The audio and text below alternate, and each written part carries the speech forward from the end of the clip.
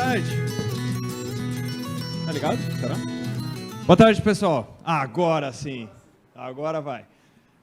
Caramba, que honra, que prazer estar aqui, hein? Escutando uma história como essa. Eu conheço boa parte da história, né, pelo lado da Data Cooper.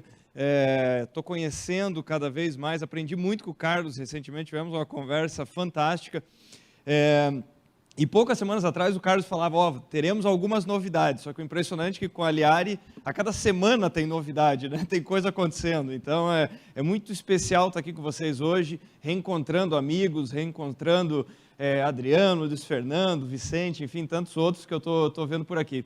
Eu podia trazer, eu falo em vários eventos, eu sou um apaixonado pelo agronegócio, se vocês acompanharem as minhas publicações, eu estou o tempo inteiro viajando e falando para o agronegócio. Eu poderia trazer uma série de coisas, mas o evento hoje, quem são os experts, são da Aliari. Então eu fiz questão de trazer outras questões relacionadas à tecnologia, algumas reflexões para as nossas empresas, tá?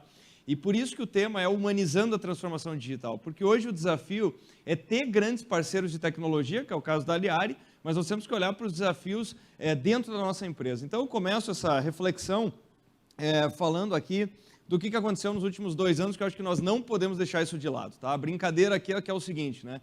Nós entramos em 2020 assim, né? Cheio de planos, cheio de planejamento e tudo mais, e eu me coloco nesse grupo, estava até falando com o Luiz Fernando agora há pouco, né? Começo de 2020 eu gravei uma série de 5 vídeos que estão lá no YouTube e eu fiz questão de mantê-los, porque nesses 5 vídeos o título era 5 perspectivas para 2020, e nos vídeos não tinha nada sobre Covid, né? Ou seja, não serviu para absolutamente nada aquilo que eu gravei, estava totalmente errado. E por que eu faço questão de manter aquilo? Porque eu acho que é um lembrete à humildade, né? O quanto que nós não temos tanto controle assim das coisas o tempo inteiro, né? Que mais importante do que isso, essa falsa sensação de controle é a adaptabilidade, né? Então a brincadeira, né, usando o que aconteceu lá no Oscar no começo desse ano, é que nós entramos em 2020, na verdade, cheios de planos. Em março aconteceu isso daqui, tivemos que nos adaptar, e passamos a incorporar muita ferramenta, muita coisa.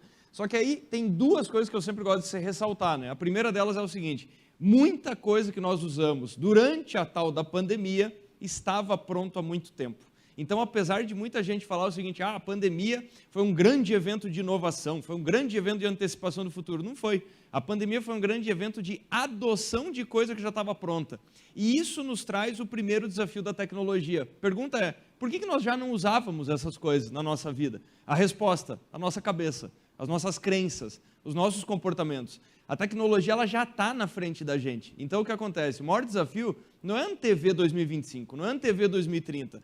O maior desafio é estar usando aquilo que está disponível em agosto de 2022. O maior desafio é ser contemporâneo, não é tentar antever o futuro. Se você só, coloque muitas aspas, conseguir usar o que está disponível em 2022, você está no estado da arte, a tua empresa vai estar voando, o teu negócio vai estar voando. Então esse é um grande desafio. Uma outra coisa que acontece daqui para frente, no agro isso não acontece, mas enfim, a nossa tendência com essa volta, né, é a gente um pouquinho se acomodar, sabe? Voltar lá para a cabeça de 2019. Então, o segundo lembrete é continuar pisando no acelerador, continuar pisando no acelerador. A gente não pode esperar eventos drásticos como uma pandemia para ter esse comportamento. Porque nesse período que aconteceu, estava todo mundo com a cabeça aberta, estava todo mundo disposto a tentar ferramenta nova, né? A gente tem que manter esse espírito, tem que manter esse pé no acelerador. E aí, o que aconteceu nesse período, fazendo uma brincadeira aí com o mundo invertido, né, do Stranger Things, é que também o que a gente percebeu foi o seguinte: por que o assunto aqui é humanizando a transformação digital? Porque começaram a falar que a gente ia viver num mundo invertido, uma outra versão do mundo, em que as pessoas iam ficar trabalhando só de casa, ninguém ia se encontrar, o mundo ia ser outro. O que a gente está esquecendo ao longo do tempo? A pergunta é: quem que é o ser humano? Quem que são as pessoas? Eu não coloquei aqui o slide, né? Hoje de manhã eu estava fazendo uma outra palestra, e daí eu coloquei como provocação lá uma pesquisa que saiu semana passada, mostrando que o nosso hardware, o hardware que está aqui dentro, há 160 mil anos é o mesmo. Então o que acontece? A gente está esquecendo determinadas coisas. O que? O ser humano é gregário, o ser humano quer conviver. Só para dar uma dimensão, né? Claro, quero saudar todo mundo que está nos acompanhando pela internet, mas eu duvido que quem está aqui vai preencher na pesquisa de satisfação depois o seguinte: pessoal da Aliari, muito bacana vir nesse belíssimo espaço aqui em São Paulo, reencontrar, dar um abraço, falar com as pessoas, Mas eu acho que na próxima vez vocês poderiam fazer isso pelo Zoom, entendeu? Acho que vocês podiam, em vez de fazer esse evento aqui, poderia ser pelo, sei lá, plataforma, seja lá qual for. Isso aqui é insubstituível, a gente não pode esquecer esse aspecto do ser humano. Então, aí que entra uma das perguntas que me fazem, né? Semanas atrás fui fazer um evento, e daí no briefing me perguntaram o seguinte: Arthur, responda a seguinte coisa na palestra. Você fala de tecnologia, você fala de inovação, você fala disso tudo. A pergunta é, por que todo dia no teu Instagram você está pegando um voo? Porque é uma antítese, né? Uma contradição com tanta tecnologia. E a minha resposta qual é? Porque isso aqui não tem como trocar. Então qual que é o nosso desafio hoje? Nos últimos anos, pelo menos 25 anos, né, que bate com o começo da história da Seagre, o que acontece? Mais tecnologia significava sempre melhoria nos relacionamentos. Então, o que a gente conseguia ter? Puxa, o e-mail era lento, dali a pouco a gente começou a ter chat, a gente começou a ter mais ferramenta, mais ferramenta. Qual que é o nosso desafio hoje? É ter a sabedoria de usar a ferramenta certa no lugar certo e não perder o contato humano. Então, esse é o nosso desafio. Quando o Carlos está falando sobre automação, quando ele está falando sobre inteligência artificial e tudo mais, é usado no lugar certo. Porque aí a tecnologia tem ROI infinito. O que eu chamo de ROI infinito da tecnologia? Aquele pequeno incêndio que a gente apaga toda semana, que leva 4 minutos, que é o que o Carlos estava fazendo quando ele era contabilista antes de começar a Seagre, aquele incêndio de 4 minutos, ele vai acontecer 52 vezes por ano. Se a gente gastar 10 horas colocando um pedacinho de tecnologia para resolver aqueles 4 minutos, por mais tempo e quanto mais pessoas usarem aquele processo, o ROI dessa implementação tecnológica se torna infinito. Então é isso o papel da tecnologia.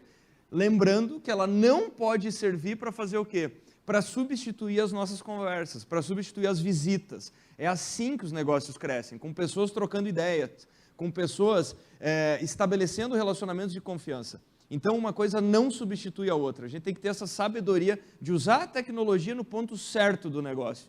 E aí, o que a gente está vendo, né? A gente está vendo, enfim, todo mundo falou, não, o mundo vai sair absolutamente irreconhecível dessa história. Puxa, será? Algumas coisas sim, outras não.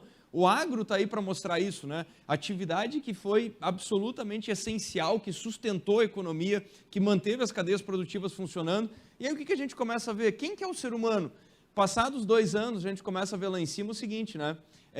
Atividades esportivas, como as pessoas indo até arenas para assistir futebol, basquete, ou seja lá o que for, 95%, restaurantes, 90%, aeroportos, 90%, shopping center hoje estão com movimento superior a 2019, traduzindo, o ser humano não mudou absolutamente nada, não mudou nada, o que é uma oportunidade e uma armadilha, porque lembra aquela história que eu falei? Nós adotamos coisas que já estavam prontas, traduzindo, o desafio é sempre o mesmo, é a nossa cabeça, nossas crenças e os nossos comportamentos.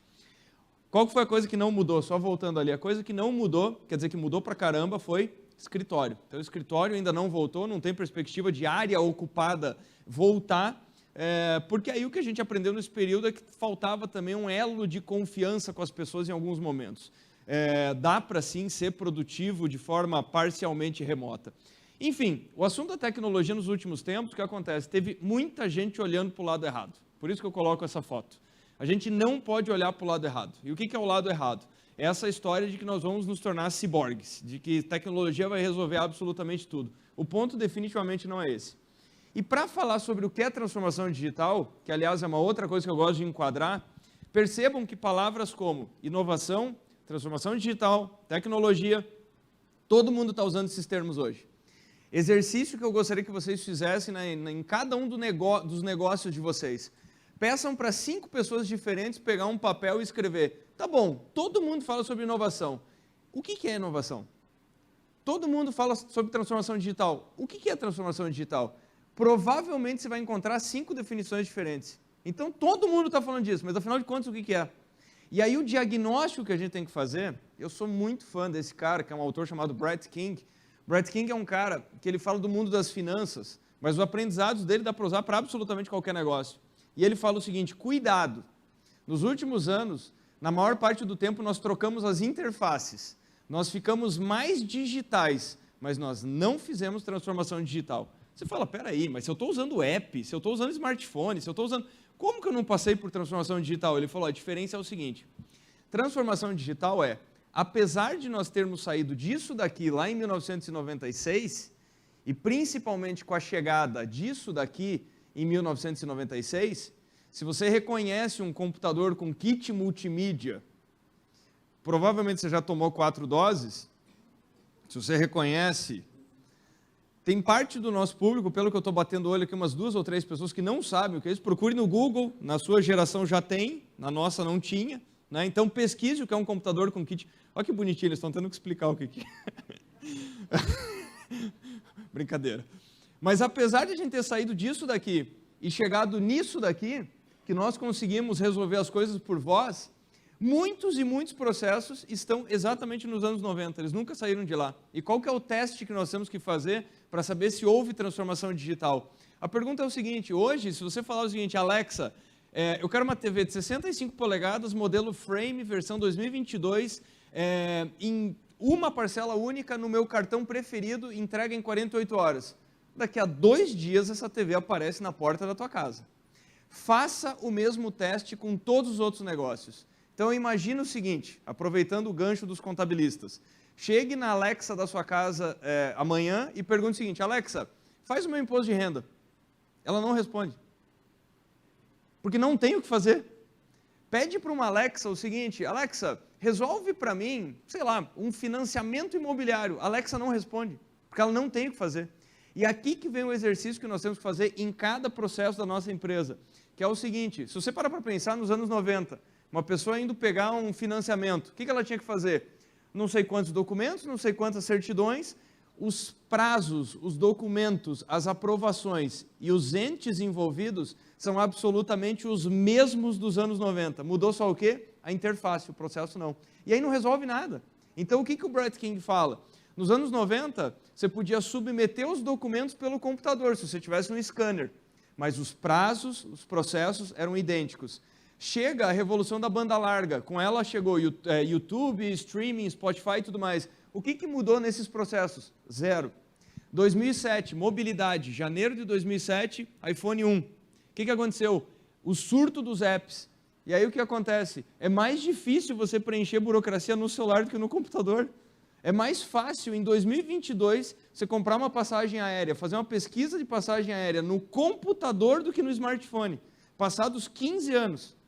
E aí, em 2022, você consegue resolver um monte de coisa pela voz. O que as pessoas ainda preferem fazer? Apagar incêndio. Por quê? Porque o processo não mudou na origem.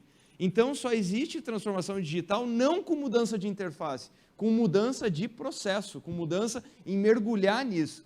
E aí tem muita gente que pergunta, como é que eu começo a inovar? Inovação, você tem um monte de métrica. É número de incêndio, quanto tempo gasta por cada processo, dá para fazer um monte de coisa. Mas, enfim, eu acho que essa reflexão é legal. E aí o que ele também propõe é o seguinte, nós temos que sair do encastelamento que cada empresa tem, porque é isso que aprisiona uma empresa, ela vai se acostumando com os próprios processos, e a gente começa a usar frases do tipo, mas esse é o meu processo, esse é o teu processo, só que talvez não é o do teu cliente, talvez não é o padrão ouro do mercado, então isso acontece com muita frequência. Exemplo, eu estava me mudando há 3 semanas atrás, estava terminando a compra do item, cara, estava tudo indo muito bem, eu estava adorando o atendimento. Na última etapa, a pessoa me manda 19 páginas em PDF e ela falou, agora só falta você imprimir, assinar e mandar de volta. Eu respondi, negócio cancelado. E a pessoa, meu Deus, o que eu falei de errado? Eu falei, amigo, eu tento viver em 2022 e por isso eu não tenho impressora em casa. Porque impressora é um negócio assustador, faz barulho, estraga, só dá pau. Impressora era tudo bem nos anos 90. Impressora não pertence a 2022. Então eu falei, eu não tenho nem a interface para te devolver isso. E a pessoa respondeu o seguinte, mas esse é o meu processo. Eu falei, perfeito. Só que nós vivemos em épocas diferentes. Eu não tenho como te devolver esse negócio. Só que o que foi muito legal? Essa pessoa teve a humildade de me responder o seguinte, você tem alguma sugestão? Eu falei, tem um monte. Um monte. E aí eu mandei uma coisa trivial, que é uma assinatura de contrato. 40 minutos depois chega no meu e-mail, ela não falou nada no WhatsApp. 40 minutos depois chegou, eu assinei, mandei um áudio dizendo, parabéns, você acabou de evoluir, porque você mudou o processo. Você acabou de mudar o processo, em vez de falar, esse é o meu processo. Usando uma coisa elementar, tá entendendo? E isso é o que acontece com todos os nossos negócios, é o que eu chamo de Dark Side of the Moon, o lado escuro da lua, que a pergunta não é o seguinte, não são as métricas objetivas dos negócios, a pergunta é, quais são os negócios que a gente está deixando na mesa por não ter essa mentalidade? E aí o exemplo que a gente tem que ter é o exemplo, eu vou bater nas instituições financeiras em alguns momentos aqui, porque todos nós já tivemos experiências felizes e outras nem tanto, tá? Mas, por exemplo, um indicador que eu adoro para exemplificar isso, o lado escuro do negócio, que é aquilo que você não está medindo. Exemplo, 2002 a 2012, as instituições financeiras que já existiam em 2002, elas abriram de 2002 a 12, 200 milhões de contas, no mundo inteiro, 200 milhões de novas contas bancárias. De 2012 até 2022, elas abriram 150 milhões. Então você fala, não mudou tanto, porque é o indicador que você está acompanhando. Agora, qual que é o lado que você não está acompanhando? Os novos entrantes com uma mentalidade de tentar facilitar a vida do usuário e que implementaram um processo de transformação digital, eles abriram módicos 850 milhões de contas. 6 contra 1. 6 contra 1. Você está entendendo que às vezes medir o teu negócio é uma baita de uma armadilha? Só medir o seu negócio. Está entendendo? Então, essa mentalidade que eu acho que é importante. E o mundo está mudando drasticamente. Essa mentalidade, o que está acontecendo fora da minha empresa que eu preciso conectar nela. Eu estou fazendo uma série de palestras, eu posso falar aqui porque o pessoal me autorizou a dar o exemplo, né? Mas eu estou fazendo uma série de palestras, o setor de combustível está em pânico, né? Porque eles começaram a sentir que as pessoas estão indo menos aos postos. E eles falaram, caramba, mas o que está acontecendo? É só o preço da gasolina? Não, não é isso. Ano passado, 100 mil carros híbridos e elétricos vendidos no Brasil. Nos Estados Unidos, 676.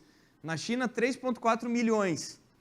E aí, o que aconteceu nesse período? Acontece o seguinte, a pessoa começa a gerar com energia fotovoltaica na fazenda dela e na casa dela, ela tem o posto de gasolina. Ela tem o posto de gasolina, então ela vai muito menos. E aí, o que começa a acontecer com uma empresa como a Volvo? Os caras estão colocando milhares e milhares de postos de carregamento nos Estados Unidos. E eles foram pensar, onde é que a gente vai colocar esses pontos de carregamento? O carro carrega em 14 minutos. Eles parcerizaram com o Starbucks. Alianças. Por quê? Porque a pergunta fundamental da Volvo foi, aonde é mais legal parar 14 minutos?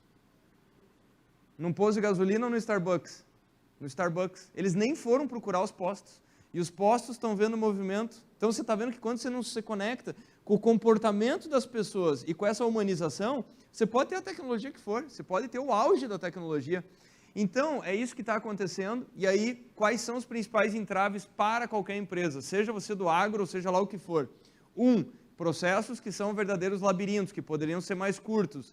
2, interfaces do passado. Já falei sobre isso. É obsessão por simplificar absolutamente tudo que possa ser simplificado. 3, aquela questão, puxa, quem faz o quê? Onde é que estão as competências? Sabe? Dentro das empresas e para o cliente poder nos conhecer. Para o cliente poder conhecer naquilo que nós somos bons, né? O cliente ainda fica meio assim, né? Porque hoje, se você digitar inovação no agro, você vai encontrar 200 anúncios de empresas falando somos inovadoras no agro. Mas a pergunta é, quem que é o cara? Quem que é a pessoa certa no meio dessa multidão? Por que ele quer fazer negócio comigo? Por que a minha empresa é diferenciada? Então nós temos que pensar nisso. Por isso que o assunto educação, conteúdo, relacionamento, redes sociais, não é uma coisa secundária. É isso que está acontecendo. Para vocês terem ideia, hoje, 43% das pessoas, elas não procuram um parceiro de negócio, um restaurante, uma loja, sem fazer toda a validação online. Se você parar para pensar, você faz isso. Você faz isso como consumidor, as pessoas fazem isso com a tua empresa para fazer negócio. Então, nós temos que ter presença digital impecável. Os rastros têm que estar deixados na internet para que as pessoas nos procurem para fazer negócio. Você tem que depositar esse rastro positivo, né? E aí, o que está acontecendo é o seguinte, ainda as pessoas continuam com medo da tecnologia. E sabe por que acontece isso? Porque todos que estão aqui dentro, quer dizer, quase todos, o que acontece é que as gerações anteriores à nossa não tiveram que passar por nada disso, a tecnologia era muito mais mecanizada, não era a tecnologia da informação. Todas as gerações depois da gente nasceram dentro do TikTok e nós somos uma espécie de espécie perdida, né? Nós somos uma espécie de elo de transição que tem que aprender essa coisa toda. Qual que é o desafio dentro das nossas empresas? Tranquilizar as pessoas para essa história toda de transformação digital. Se você falar inteligência artificial, as pessoas tremem. Eu posso contar do que eu passo. Eu vim fazer um evento no WTC faz pouquíssimo tempo, era um evento para uns 2.000 médicos. Aí eu estava lá esperando para me chamar e tal. Aí uma pessoa chegou e falou, você que é o cara que fala de tecnologia? Eu falei assim, você que vai falar que não vai precisar de médico no futuro? Eu falei exatamente o contrário. Mas olha o preconceito que a pessoa tem. Tecnologia há de ser minha inimiga. Há de ser minha inimiga. E ele não entende o quanto que ela é a principal aliada dele. Então qual que é a brincadeira? Qual que é o nosso desafio como gestor? É desarmar isso aqui. É desarmar esse medo que as pessoas têm. A gente tem que trazer esse sentimento aqui, sabe? Chegou a tecnologia, ela é assustadora. A gente tem que fomentar esse comportamento aqui. É assim que nós temos que ser. Está entendendo? A gente tem que levar isso, essa mensagem que a gente tem que levar adiante. Parece assustador no primeiro momento. Inteligência artificial, Big Data, todas essas coisas são as tuas principais aliadas. Para quem não sabe o contexto desse vídeo, quem era ali o Michael Myers da Sexta-feira 13 era o pai do garotinho, né? Então, nada exemplifica melhor do que isso. Então, não dá para jogar, sério, é até estranho ver uma certa restrição em adoção tecnológica, porque é jogar xadrez contra o algoritmo. E não tem como o ser humano ganhar, então a nossa corrida tem que ser por incorporar a tecnologia para fazer o quê?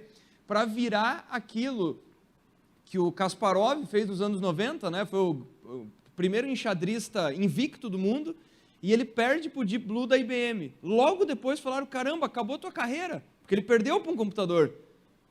Logo depois ele foi o criador de uma modalidade de xadrez chamada Centauro, que é o quê? A alusão àquela figura mitológica que é metade humana, metade animal, né? O que ele criou? O xadrez do ser humano amparado por computador. Desde então, nunca um enxadrista junto com o computador perdeu ou de um computador ou de um ser humano. Por quê? Porque eles complementam o melhor de cada um deles, né? Então, não dá para jogar xadrez contra o algoritmo, não dá. O nosso desafio é aumentar o nível tecnológico, contanto que a gente não perca o nível de humanização das empresas. E aí, só para trazer aqui algumas coisas do que eu acho que é o segredo, você pode estar com a melhor ferramenta, você pode estar com o estado da arte. Você quer saber ainda o que faz a diferença toda? Pessoas com vontade de transformar as coisas. O exemplo, eu vou tentar resumir a história aqui, mas por que eu estou mostrando uma lareira? Porque a diferença é a seguinte, metade do ano passado, frio pra caramba, eu moro em Curitiba, eu nem sabia como é que funcionava as tais das lareiras ecológicas, um amigo meu me convenceu que era um negócio seguro, eu falei, vou dar uma olhadinha. Tem uma loja a 3 quilômetros da minha casa, que vende esses negócios, só que era quinta-feira, 17 horas, eu estava com preguiça de ir lá. Mas eu entrei no site deles, falei, vai que eles entregam. O site horrendo, e sabe o que estava escrito? Atendimento até 18 horas e um telefone fixo. Eu não ligo para telefone fixo. Porque telefone fixo é falar com o CNPJ, eu quero falar com pessoas. Eu quero saber o nome das pessoas. Um monte de foto feia e um telefone fixo. O que eu fiz? YouTube. Vou tentar me educar. Como é que funciona essa tal de lareira? Como é que acende? Como é que eu apago ela? É segura? Não é segura? Um monte de vídeo bonito. Sempre de uma mesma empresa. Preocupação com a educação e com a comunicação. E aí o que eu fiz? Eu entro no Mercado Livre, procuro o item. O que eu encontro? Aqueles mesmos vídeos do YouTube. Eu falei, é aquela empresa do YouTube. Anúncio lindo, perfeito. E daí eu pego o nome da empresa e entro no site dela. O site drasticamente melhor. E no site que tinha? Integração com o WhatsApp. Cliquei absolutamente sem esperança. Falei, ninguém vai me responder nesse negócio aqui, né? Imediatamente. Arthur, boa tarde. Eu falei, bot. Daí logo depois, não, era só uma pessoa com vontade de trabalhar, que é um negócio até estranho, né? A pessoa respondeu, tirou todas as minhas dúvidas. E daí eu pedi o seguinte, quando você me entrega? Você me convenceu, quando você me entrega? Segunda. Falei, não serve. Eu falei, por que segunda? Daí ela falou, porque nós estamos em Balneário Camboriú. Eu coloco na transportadora amanhã, sexta-feira, segunda está na tua casa. Eu falei, eu tenho um plano B. Meu plano B é uma empresa que fica a 3 km da minha casa, 9 da manhã eu vou lá. Você entende que nesse momento ela fez tudo certo até ali. E ela poderia falar o quê? Esse é o nosso processo. Ela falou o quê? Me dá 2 minutos. Ela volta para mim e falou o seguinte, pode ser BlaBlaCar? O que é BlaBlaCar, para quem não conhece? A pessoa está saindo de São Paulo, está indo para Campinas, tem 3 assentos vagos no carro, ela anuncia os assentos e acabou de virar uma empresa de ônibus. Você vende os tickets dos assentos que estão vazios. A lareira não era grande, cabia como uma pessoa.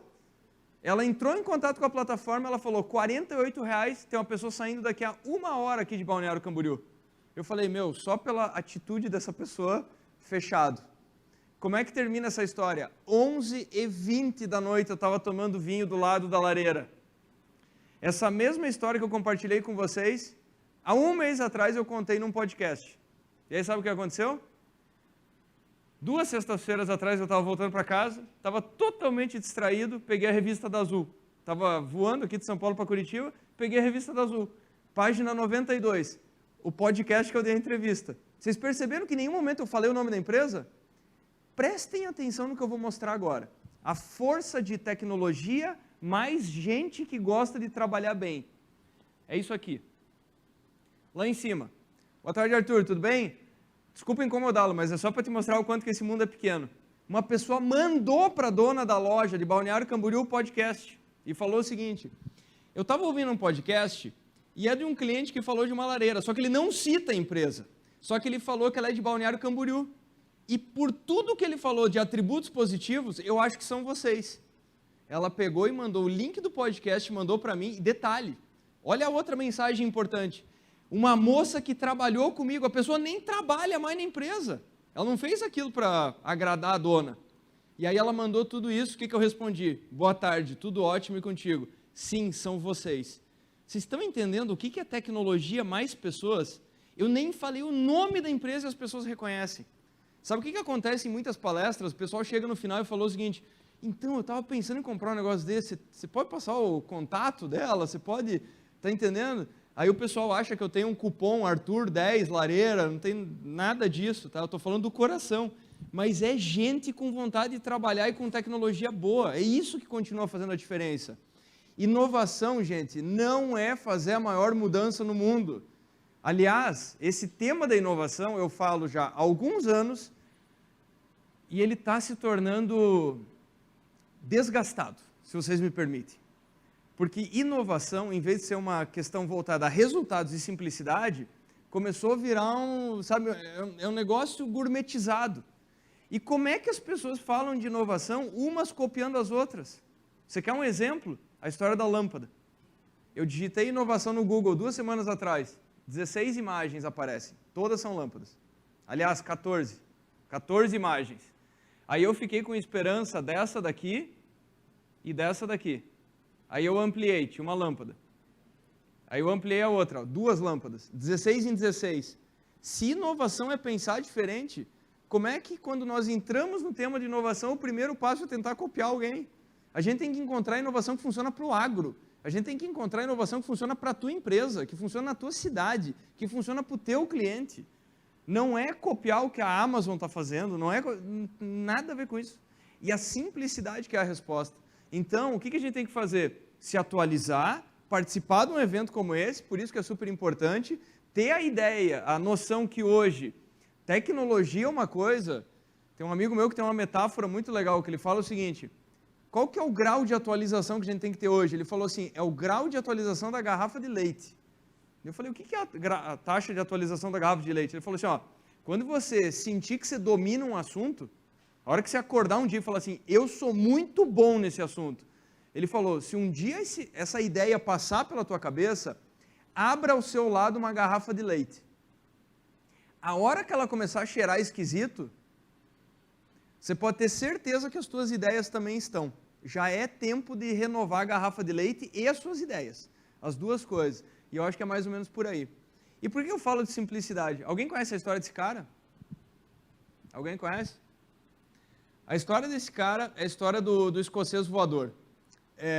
Que eu acho que tem tudo a ver com o Brasil, tem tudo a ver com, de fato, o que é inovar. Inovação é resultado melhor, encontrando meio simples. E não tentando copiar os outros. Não tentando simplesmente replicar a sofisticação.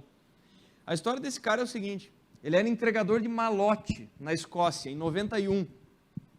Malote, se você sabe o que é, você também já está vivo há um tempo. Mas, enfim.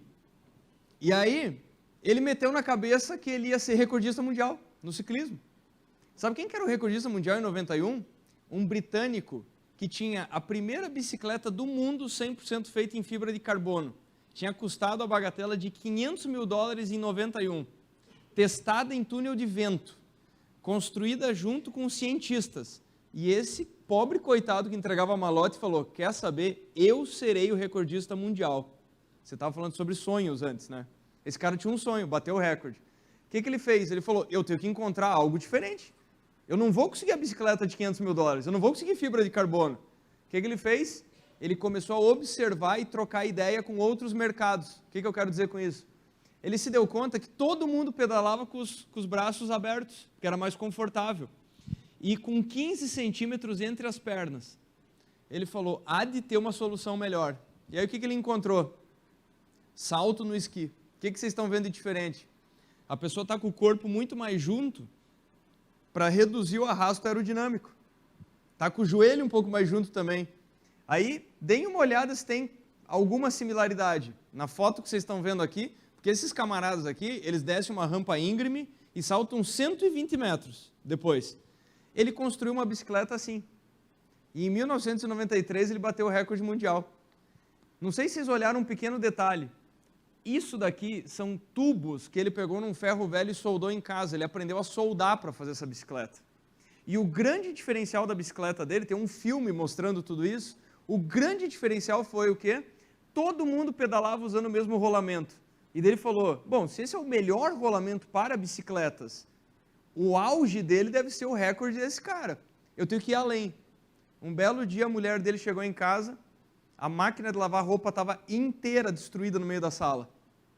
Ele pegou o rolamento do miolo da máquina de lavar roupa, porque ele falou o seguinte, essa máquina gira muito mais rápido do que um ciclista. E ele colocou esse rolamento na bicicleta. E foi com esse rolamento que ele bateu o recorde mundial, em 1993. A questão é, busque o que funciona. Busque a simplicidade. Busque a tecnologia adequada. Não copie. E não se encante pela tecnologia. Ele estava encantado por quê? Por bater o recorde mundial. Não pela fibra de carbono. Ele estava encantado por bater o recorde, encontrar um meio para o recorde. Então, um monte de coisa mudando. A gente está vendo aí o surgimento de Web3. Caramba. Você viu quanto que o metaverso é assustador, né? Acordaram, né? Quem estava dormindo acordou. E eu só estou trazendo esse tema só para fazer uma rápida observação. Isso aqui é en passant, tá? Está chegando metaverso, está chegando NFT, tokenização, que para mim é o grande tema, a gente poderia passar horas falando sobre isso. O resto é um pouco de distração, mas a tokenização e o NFT é o grande assunto que a gente devia estar estudando, é o grande assunto. Eu só estou falando isso daqui... Voltou. O cuidado que a gente tem que ter com as nossas reações... Diga. Eu estou com o tempo curto, mas eu vou tentar. Vamos lá. A mais rápida explicação sobre NFT na história. Vamos ver. NFT. NFT é o seguinte, é uma sigla em inglês chamada Non-Fungible Token, que na verdade é o seguinte, token não fungível, de algo único. Traduzindo, se eu pegar duas notas de R$100, se eu tiver a nota A ou B, tanto faz. As duas valem R$100 cada uma. Agora, se eu tiver a Mona Lisa original ou a cópia da Mona Lisa, as duas parecem parecidas, mas uma tem valor inestimável, a outra não vale nada, porque ela foi impressa. E o que é? Então, isso é o item não fungível. Qual que é a diferença? São itens digitais. Então, são itens que foram criados digitalmente e são transacionados digitalmente. Menos de um minuto. Menos de um minuto.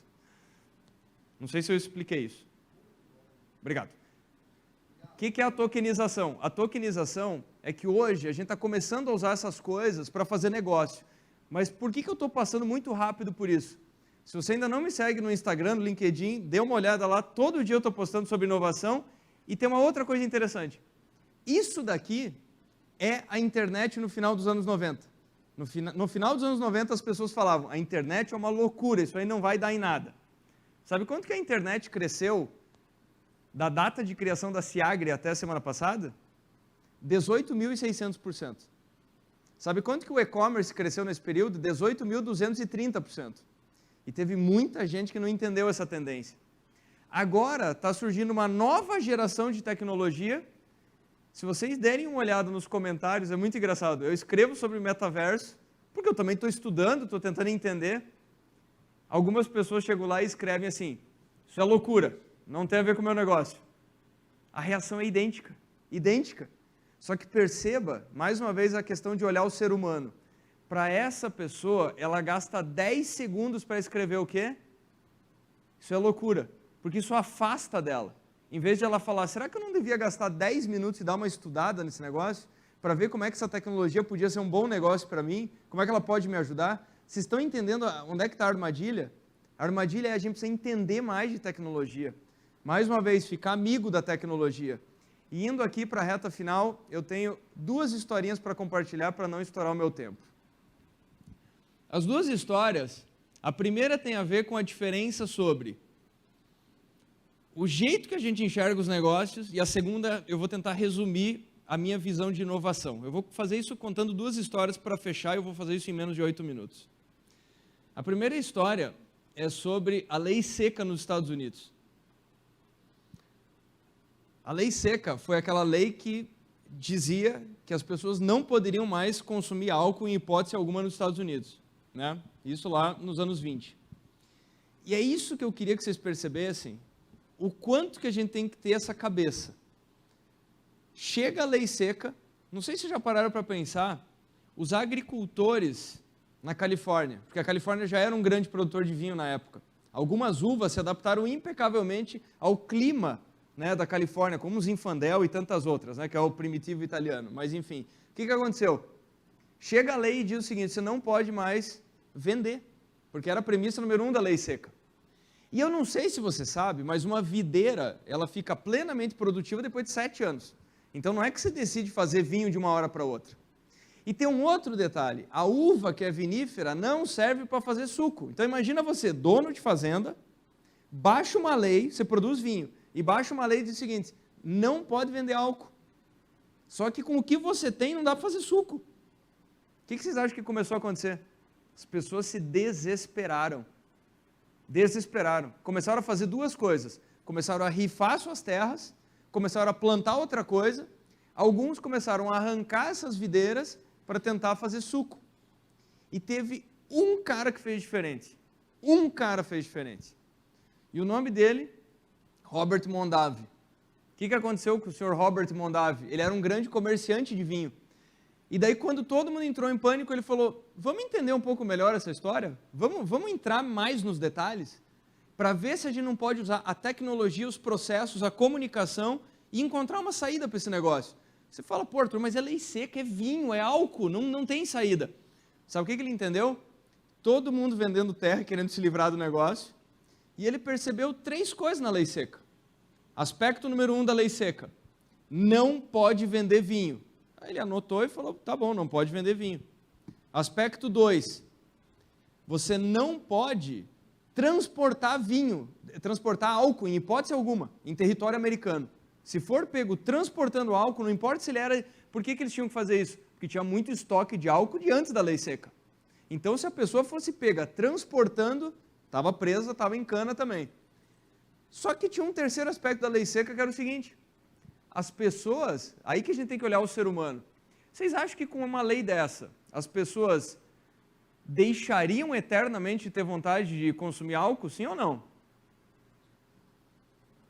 É óbvio que não. Exatamente. Como é que é o seu nome? Alim. Você é uma pessoa que observa o ser humano. Você percebeu o seguinte, o senso da escassez. Quanto mais escasso, mais proibido, mais desejado. Uma das melhores aulas que eu tive quando eu fui fazer o mestrado nos Estados Unidos, eu tive uma aula com um gestor de marcas de luxo. O camarada foi lá contar pra gente, sabe o que? Ele era gestor da Louis Vuitton. Os caras olharam no BI lá e viram o seguinte, que o terceiro lugar do mundo que mais vendia Louis Vuitton era na Índia. Daí tiveram a ideia de abrir 50 lojas na Índia. Ele foi que levantou a mão na reunião e falou assim, vocês estão loucos? Falaram, a gente não pode fazer isso. Porque a pessoa não está comprando uma bolsa.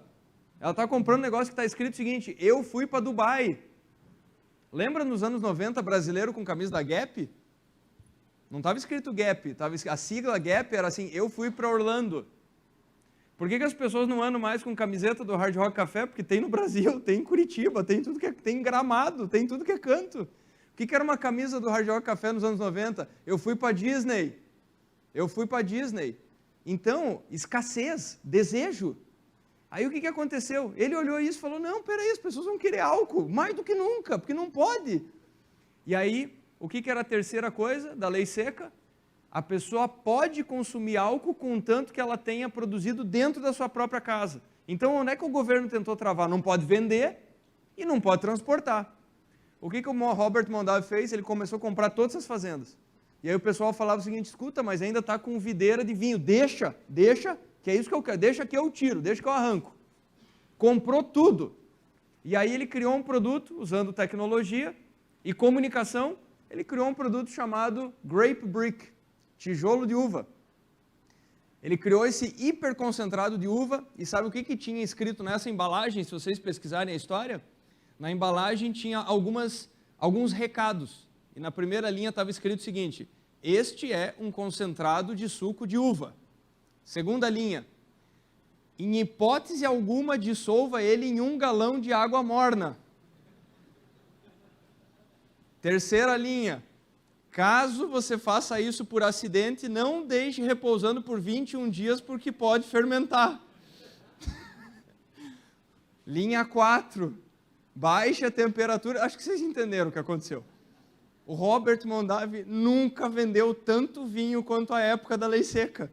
E quando a lei seca acabou, ele tinha as melhores fazendas, os melhores terroir e o relacionamento com o cliente. Por quê? Porque ele teve uma cabeça de há de ter uma saída, há de ter um jeito de se fazer negócio. O empreendedor tem que ter essa cabeça 100% do tempo.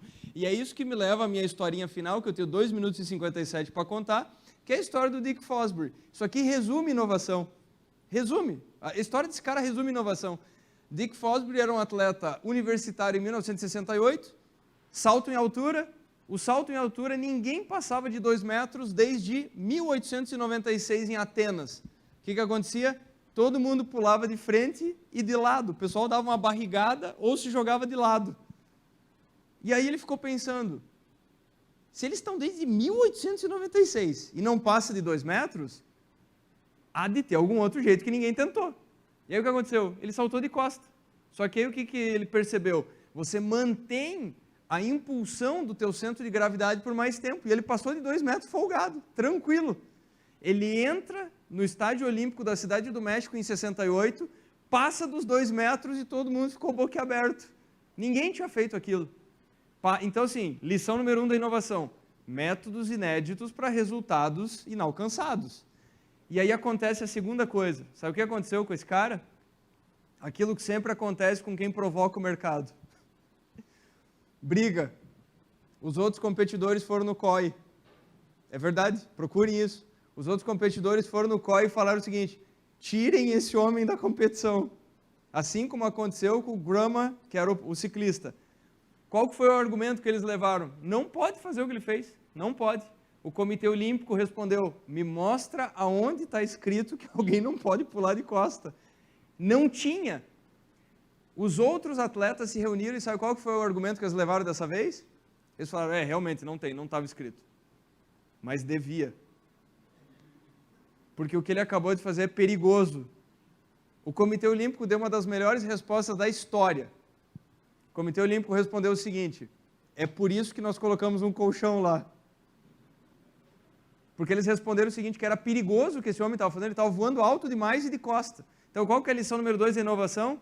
Ela não é automática. As pessoas, às vezes, elas têm resistência, elas brigam, elas não conseguem ver o óbvio, e elas não conseguem ver o benefício próprio. Por que eu estou chamando de benefício próprio? Porque se vocês procurarem os vídeos de 1972, na cidade do México, todos saltaram de costa, inclusive os reclamões de 68. E daí perceba, qual que é o ciclo da inovação? 1, métodos inéditos. 2, briga. 3, cópia. E aí o que você faz? Volta para a etapa 1. Métodos inéditos, briga, cópia. E assim vai. Então o que acontece é que nada muda, nada muda. E é por isso que eu gosto de fechar contando essa história, porque em 2022 eu estou aqui nesse belíssimo evento, contando com a atenção de vocês, e das mais de 1.000 pessoas que se inscreveram online para contar o quê? O nome do salto em altura chama-se Salto Dick Fosbury. E qual que é o nome de todos os outros medíocres que ficaram só reclamando e tentando segurar o mundo em 1968, porque é o que eles sabiam fazer? A gente não sabe. Porque eles não fizeram história. Eles não fizeram história. O Dick Fosbury fez. É essa mentalidade, essa coragem que a gente tem que ter. Buscar inovação para fazer coisas incríveis. Então, mais uma vez, tecnologia ajuda pra caramba, não resolve tudo. E definitivamente não pode ser um substituto das pessoas. Não tenho como externar a minha gratidão pela confiança em me trazerem até aqui. Deixo um abraço para absolutamente todo mundo. Se alguém tiver alguma pergunta, eu sempre respondo. Manda lá no LinkedIn, manda no Instagram. O pessoal aí tem meu telefone. Qualquer dúvida, é só entrar em contato. Pessoal, ótimo evento para vocês. Muito obrigado.